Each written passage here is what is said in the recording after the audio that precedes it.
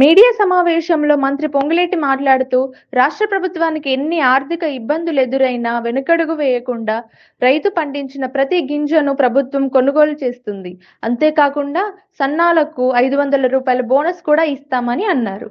రైతును పండించిన ప్రతి పంటని ఈ రాష్ట్ర ప్రభుత్వం కొనుగోలు చేసే దాంట్లో ఎన్ని ఆర్థిక ఇబ్బందులు వచ్చినా వాటన్నిటినీ ఎదుర్కొంటూ రైతుని రాజు చేయాలి అనే తపన ఆ విషయంలో ఈ రోజు కనీ విని ఎరగని రీతిలో ఈ వర్షాకాలపు వరి పంట అద్భుతంగా దిగుబడి రాబోతుంది. సుమారుగా ప్రాథమిక అంచనాలను బట్టి 1.48 lakhs మెట్రిక్ టన్స్ ధాన్యం రైతన్నలు పండించారు. దీంట్లో ఇప్పటి వరకు దేశంలో ఉన్న ఏ రాష్ట్రంలో కూడా ఆనాటి ఉమ్మడి ఆంధ్రప్రదేశ్ రాష్ట్రంలో కూడా ఇంత పెద్ద ఎత్తున వరి దిగుబడి రాలేదని చెప్పటానికి ఈ రాష్ట్ర ప్రభుత్వం ఎఫర్ట్ ఎంతుందో గౌరవ ముఖ్యమంత్రి గారు గాని ఆ శాఖ మంత్రివర్యులు గాని కృషి ఎంతుందో స్పష్టంగా ఈనాడు కనిపిస్తుంది. ఈ పండించిన పంట ఏదైతే ఉందో సుమారు ఈ సీజన్ లో 80 లక్షల పైగా మెట్రిక్ టన్నులు ప్రొక్యూర్ చేయాల్సిన అవసరం రాబోతుంది. దీన్ని దృష్టిలో పెట్టుకొని నిన్ననే కేంద్ర ప్రభుత్వంలోని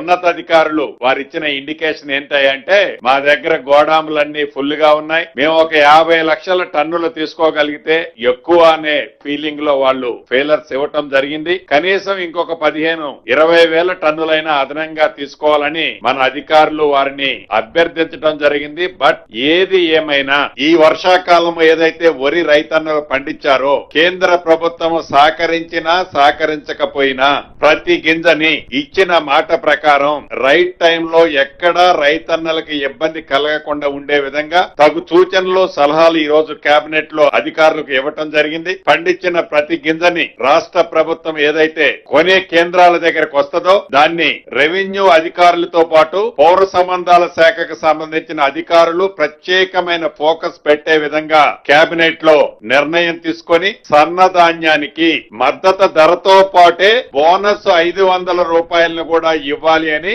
లక్షలాది మందిగా వరి పండిస్తున్న రైతన్నలకు శుభవార్త ఈ వేదిక ద్వారా తెలియజేయడం జరుగుతుంది.